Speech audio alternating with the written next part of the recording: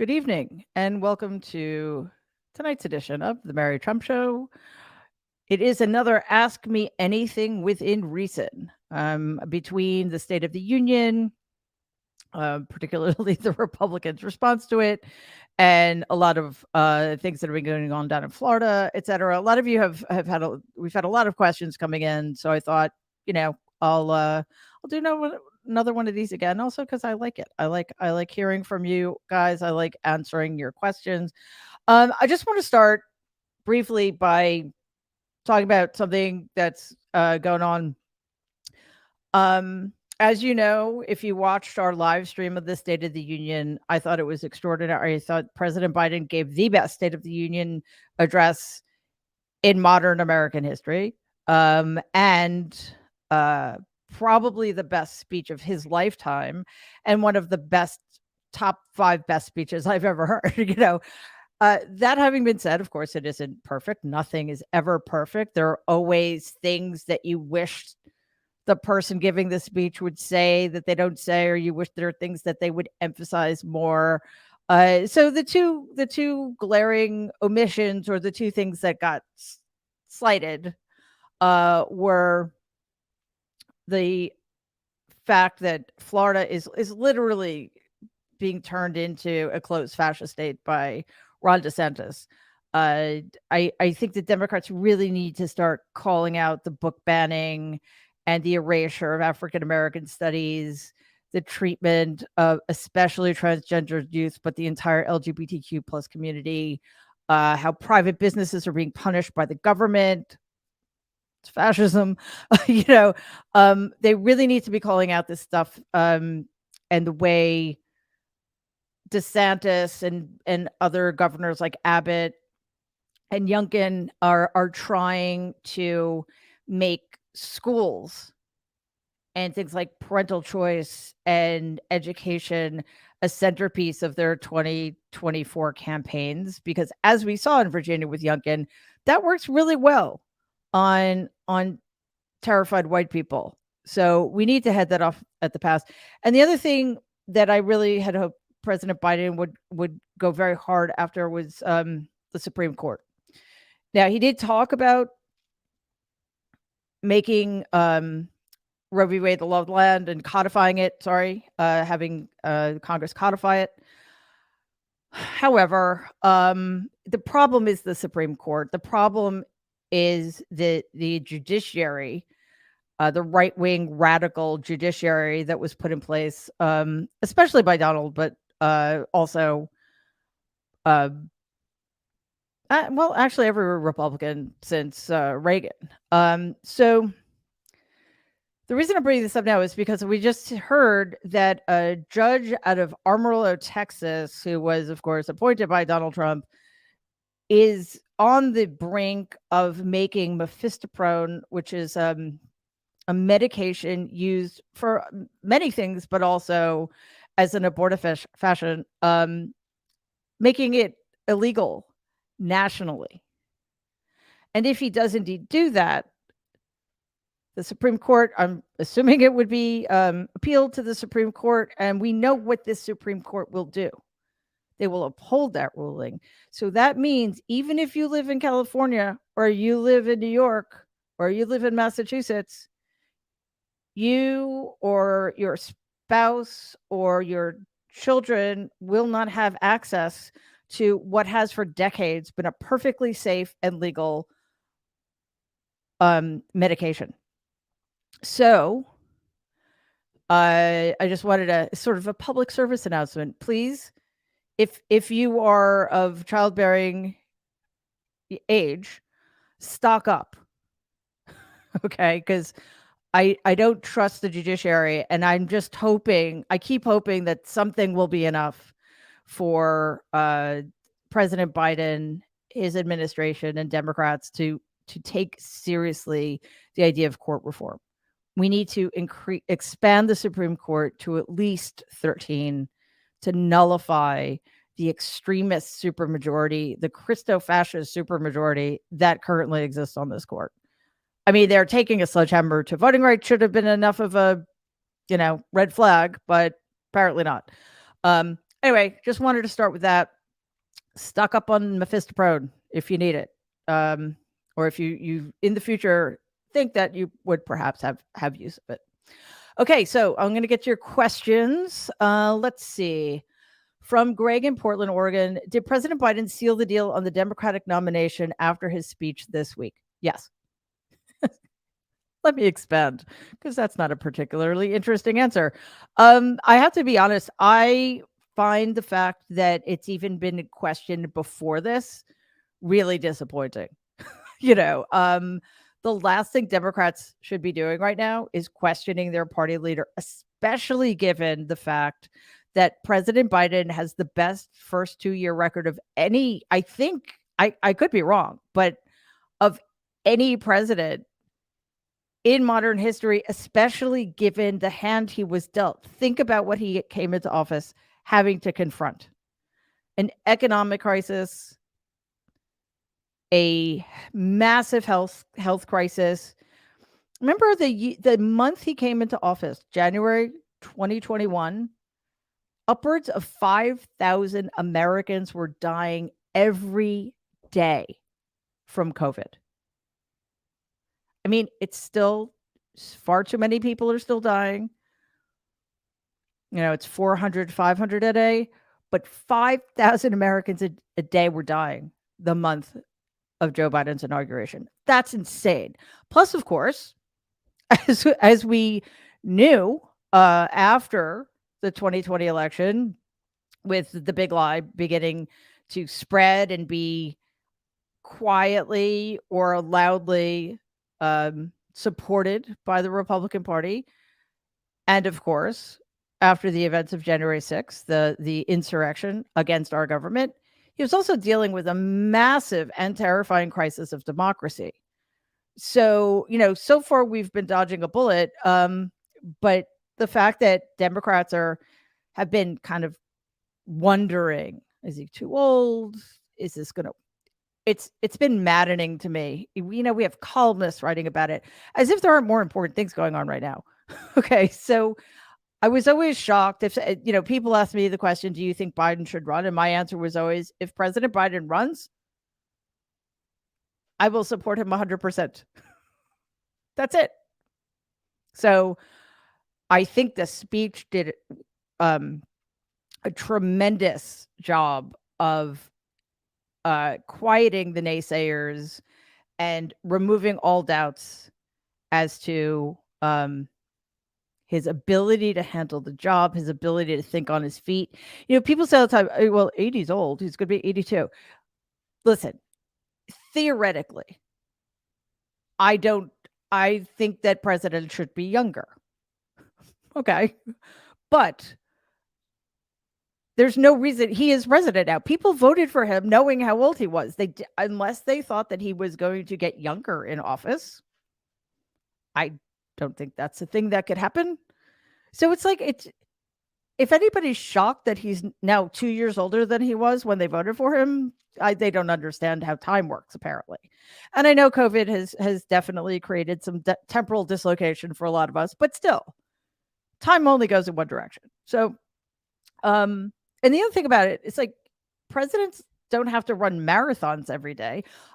I know it's an extraordinarily stressful, demanding job. Absolutely. But, you know, he's not training for the Olympics. Anyway, so yeah, Greg, I think that one of the greatest ancillary benefits of that speech was dismissing all doubts about not just whether he should run, but if he's fit to run. So thank you, President Biden. From Kara in Las Vegas, Nevada. How can Republicans kick Representative Ilhan Omar off committees and allow Marjorie Taylor Greene on them? Is there any way to stop them? I'll start with your second question first. There's no way to stop them. Sadly, they are in the majority in the House. And since the House is actually a democratic institution and doesn't have a filibuster, majority rules, even if it's only a 4-seat majority. So there's nothing we can do. and just to kind of add a little bit of salt into the wound, we found out, I just saw this today, that Democrats lost the House by 6,600 votes. So, and the other thing that's just, I haven't crunched these numbers, but I will, just because I'm curious. I'm guessing that all of those votes were in New York because the whole gerrymander thing went horribly awry. As your first question, how can they? Well, they have no shame and they don't care about hypocrisy.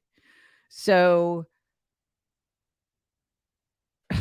the fact that Marjorie Taylor Greene is an actual anti-Semite, she traffics in anti-Semitic tropes all the time.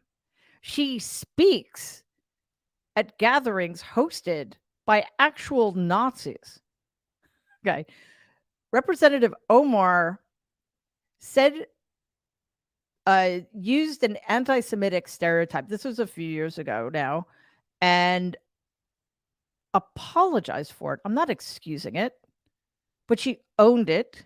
She apologized for it, and she was reprimanded by Speaker of the House Nancy Pelosi, and hopefully learned from it. Marjorie Taylor Greene was taken off committees by Nancy Pelosi because of her virulent and sustained anti-Semitism, because she was calling for her colleagues, including Nancy Pelosi, to have violence committed against them. And Kevin McCarthy put her on committees for the same reasons. So there you have it in a nutshell, sort of the difference between the Democrats and the Republicans, and the greatest Speaker of the House in American history, Nancy Pelosi, and one of the biggest losers in the history of American politics, Kevin McCarthy. From Jessica in Billings, Montana, are we losing our chance to prosecute Donald before the 2024 election heats up? Well, Merrick Garland certainly is.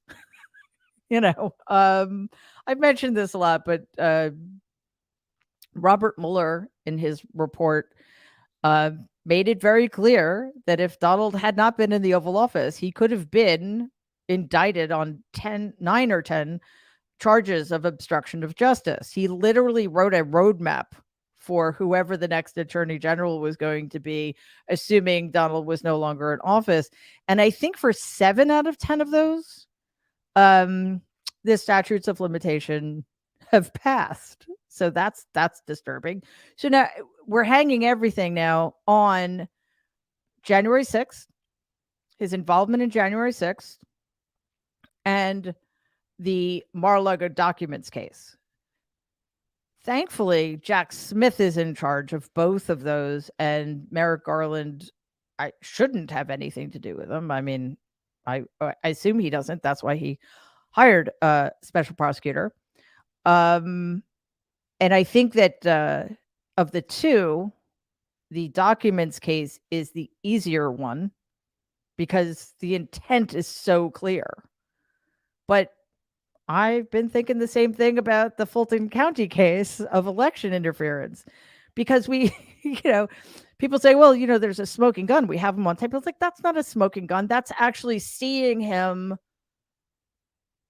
pull the trigger of a loaded gun, and yet we still don't know if there are going to be indictments down there. So I swear, Jessica, I certainly hope. I can't give up hope yet because that would just be too depressing. So there's still time. Let's put it that way. I think we have at least until early 2024 before we get too close to the election. I think the benchmark is usually 60 days out, but given the stakes, they'll probably put a little bit of cushion there. I don't know. All I can say is Merrick Garland hasn't been doing us any favors. He appointed, just by pretending or giving the impression that Biden's document case was even in the same universe as Donald's document case by appointing a special prosecutor to look into President Biden. And yet Mike Pence did exactly the same thing, as far as I can tell, as Joe Biden. And there's no special prosecutor being. Anyway, Garland's a disaster. I hope he does something right. And maybe the thing he did right was appointing Jack Smith. Here's hoping. From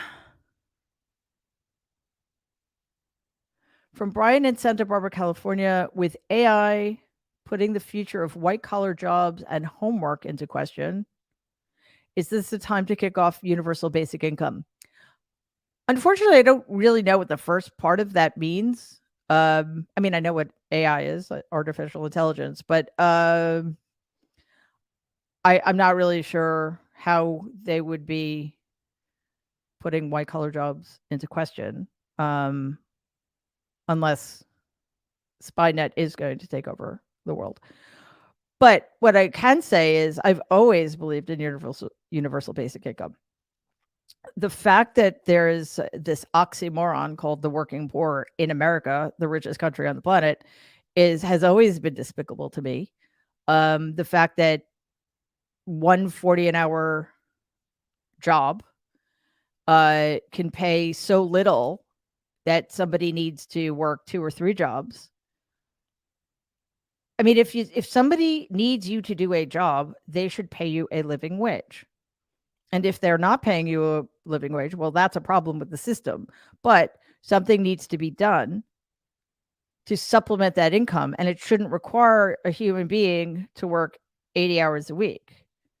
So, yeah, I've always been for that. I think it would be game changing. From Isla, hope I'm pronouncing that right, in Boston, Massachusetts, radical action on many fronts is needed. So was Biden too focused on bread and butter issues in the State of the Union? You know, I don't think he was too focused. I think it's very important, especially with the media failing us so often. It's very important for Joe Biden and the Democratic Party to tout his successes. I mean, they need to be shouted from the rooftops. And in the course of this speech, one thing that struck me was how a lot of the things he mentioned, like, never would have occurred to me, which is very self-absorbed, I suppose. But, because I guess they don't directly affect me, or I just didn't. Because like you, I'm thinking, oh my God, this person needs to be indicted. Democracy is on a knife's edge. Women and pregnant people are losing a fundamental constitutional right that's been on the books for half a century. The Voting Rights Act has been completely, almost entirely dismantled, right? So that's the stuff that freaks me out. But Americans need to be reminded which party has their backs and which party is trying its best, despite tremendous opposition, to make their lives better. By making health insurance more affordable and accessible, and doing things that are going to make the environment better, and creating jobs. And I wish I had it in front of me, but I had a list of all the bread and butter kitchen table issues that he mentioned that I just wasn't even thinking about. So that doesn't mean that he shouldn't also do the other thing. And he did that, just as I mentioned, but when I started, not as forcefully as I would like. But this is Joe Biden we're talking about, right? He's not going to become a firebrand. That having been said, I thought the way he responded to the disgraceful, disrespectful behavior of the Republicans was absolutely brilliant. He just took them on. It was like watching an Aikido master. He did it with a smile and a wink. He got, he raised his voice when necessary, as one must sometimes when dealing with unruly toddlers. But he kind of did it from this spirit of we're all in this together, bipartisanship. But, I'm not going to let you get away with it. So I think we need to take him for who he is and understand that he will go so far and maybe no further. But remember, in probably the second best speech he ever gave in his life, before the 2022 midterms, he did use the word semi-fascist. And again, my comment on that was he was half right. That's a huge for Joe Biden to use the word fascism in the same ballpark with a conversation about Republicans was quite something. So, you know, I think we need both. And I think he's doing the one thing better than most people can, the bread and butter stuff. And he's doing the other thing, the bigger picture stuff, in a way that works for him. And for all, listen, it might work for most Americans too. You know, so whatever the case, it was effective. From Rick in San Francisco, California, with SCOTUS wives corrupting the institution, SCOTUS, Supreme Court of the United States, not to mention certain justices, is it worth using time and political capital to expand the court to dilute their influence? Yes, I just said that. That's absolutely what needs to happen. It needs to be, and it needs, the Democrats need to explain why they would be expanding the court. And part of what drives me crazy is that at least 2 of these justices are on that court illegitimately. I would argue that 3 of them are. So, this is not something to be polite about. It just makes me crazy when it's like, oh, well, they're on the court already. What are you going to do? What are you going to do? If you can't impeach them, which would never happen, you need to do exactly as you said. Dilute their influence. I'm all for actually eradicating their influence. Put enough justices on the court so that 6-seat majority becomes a 6-seat minority. As for the wives, it is yet another. So far, it is another example of how there is not equal justice under the law in the United States of America. I know that comes as a shock to many people, but it's true. The fact that Ginny Thomas hasn't been indicted for anything is mind-blowing to me. And both she or that she or any of the other justices' wives weren't questioned over the leak of the Dobbs decision. The fact that John Roberts' wife is clearly engaged in corrupt practices using her connection to the court. So I don't know why. Well, I do. I understand why there isn't an appetite for that kind of thing, but it's inexcusable. It's just inexcusable. From Santana in Phoenix, Arizona. Did President Biden handle the Chinese spy balloon correctly? And should we feel threatened? Yeah, he did. I mean, the Republicans handled it terribly. I mean, it was just, all they can do is fearmonger and cut taxes on rich people. It's really, it's getting so old. Like, I just can't believe that people listen to them anymore. All you needed to do, and if you did listen to Sarah Huckabee Sanders' rebuttal to the State of the Union, I feel very sorry for you. I couldn't do it. I couldn't do it, but I heard enough to realize that all they can do is traffic in doom and gloom, and the woke liberals are out to get you and all that bullshit. So of course the Republicans come out swinging, knowing nothing, and in the meantime we find out that at least 3 Chinese spy balloons flew over the country while Donald was in the Oval Office. They have nothing to say about that. I mean, what was he going to do? Either lie that it didn't happen, shoot it down over populated areas and risk getting Americans killed. This way, he waited until it was over open water. They shot it down. They retrieved it. They have the technology, and nobody was hurt. And remember, this thing was 60,000 feet in the air. It was like over 10 miles. And you have idiots like, what's his name? JD Vance sitting on lawn chairs, pointing their little rifles at the sky. For those of you who don't know much about firearms, there is no firearm on this. Well, I don't, maybe that isn't true, but there's no firearm that most people can own that has a range of 10 miles. It's just like the stupidest thing. And of course, there was a briefing today.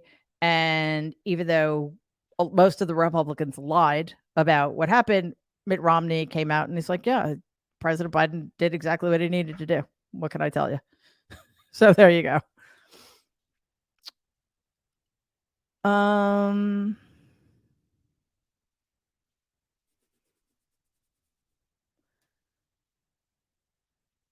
Sorry, I just want to make sure I'm not repeating myself.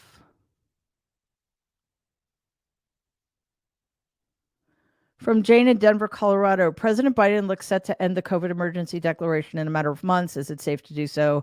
Will it help broaden his appeal politically or just make people worry all over again?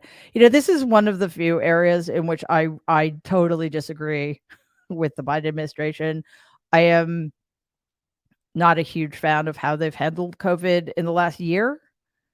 I mean, obviously in 2021, they did a Herculean job of getting shots in arms, as I said, and getting people tests and all that.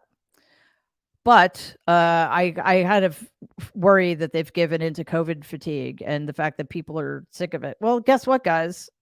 Too bad. It's still a thing. Yes, there's improvement, but as I said earlier, between 400 and 500 Americans are still dying every day. And what's I don't know if the numbers have changed recently in terms of percentages of deaths, but a couple of months ago in the New York Times, there was a report saying that the majority of those deaths were among the vaccinated. So because I literally just saw that before we were doing the show, I didn't read enough to understand that they meant people who got the first shot or two, but weren't keeping up with their boosters. So those aren't vaccinated people. For example, if you get a flu shot in 2022, when the next flu season rolls around in 2023, are you vaccinated? No, you have to get another shot. So it's the same thing with COVID. You can't, because so many people didn't get vaccinated because we didn't get eradicated when we had the chance. It's now in our ecosystem, and it continues to mutate, and it continues to be something against which we need to vaccinate ourselves, just like the flu. So I think it's a mistake. I think one of the biggest problems is it cuts all sorts of necessary funding for getting tests, for getting people vaccinated. And it's not over too. I mean, I don't know what the CDC is doing. It's supposed to stand for the Centers for Disease Control. So I worry that it's a capitulation, but I don't know. Hopefully they know more about it than I do. Okay, this is going to be the last question tonight, I think, from Nikki in Austin, Texas. Donald puts off giant swaths of voters. Yes, he does. Now that we're seeing the GOP rivals start to come together, would you rather have him run or do any of the prospective field worry you more?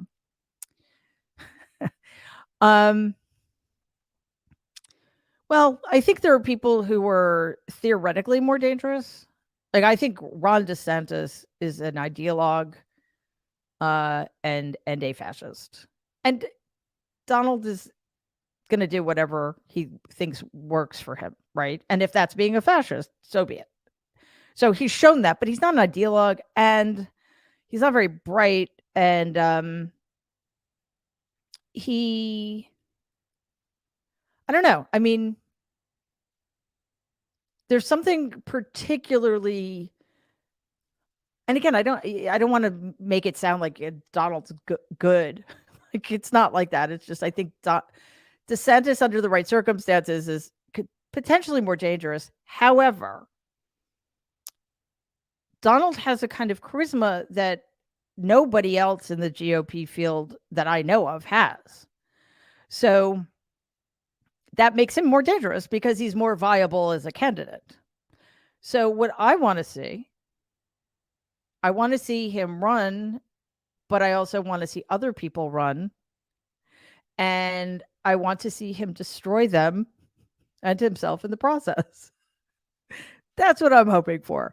Also, I think now in 2015, 2016, people didn't understand that there were no rules anymore. Only Donald understood that. So none of the 16 other Republican candidates could figure out how to attack him because they thought it would be rude or something to attack him the same way he attacks them. The new round of Republican candidates won't have that problem. I think that the gloves will be off. We've already seen it. Donald has already implied that Ron DeSantis grooms young girls. I mean, nothing is off the table. So my favorite scenario is that makes me giddy, is that Donald will figure out that there's a good chance he won't get the nomination. And instead of taking his toys and going home, he'll run as a third party candidate. And still try to destroy the Republicans in the process. That would be, we would run out of champagne, we would run out of beer, we would run out of popcorn. It will just be off the charts. So all of that having been said, it's still a terrible scenario either way, because all these people do is tear at the fabric of our democracy and mainstream ideas that should be as far away from the political debate as possible. You know, things like book burning and being against CRT and don't say gay and all of those other horrible, repressive, regressive things that fascists like DeSantis keep coming up with. So, good or bad, it's going to be fascinating. All right, that is it for tonight. Thank you so much for your questions. You guys are awesome. I had a really good time answering your questions, and we will be back tomorrow for House of Horrors. With a special guest. He's not completely confirmed yet, so I'm not going to tell you who it is, but Kurt Bardella will be here with me for sure. So we'll have at least that awesome nerd there. And that's at 12 o'clock Eastern, 9 a.m. Pacific at youtube.com/Politicon. And of course, we'll be back next Tuesday with the Nerd Avengers, also 12 o'clock Eastern, 9 a.m. Pacific at youtube.com/Politicon. And then I'm off next Thursday. I have a crazy week. I've got a bunch of very annoying things to deal with. So I've got to take a few days to get some things in order, but I will be putting out quick hits at least to keep my hand in things, and we'll be back to our regular schedule the following week, which I think is the week of the 18th. I think. Not entirely sure. Anyway, if you go to Politicon's YouTube page, you can like the episode. You can put a comment there if you didn't get to see the episode live, and you can click on the bell, which I think is there. If you subscribe, click on that and subscribe.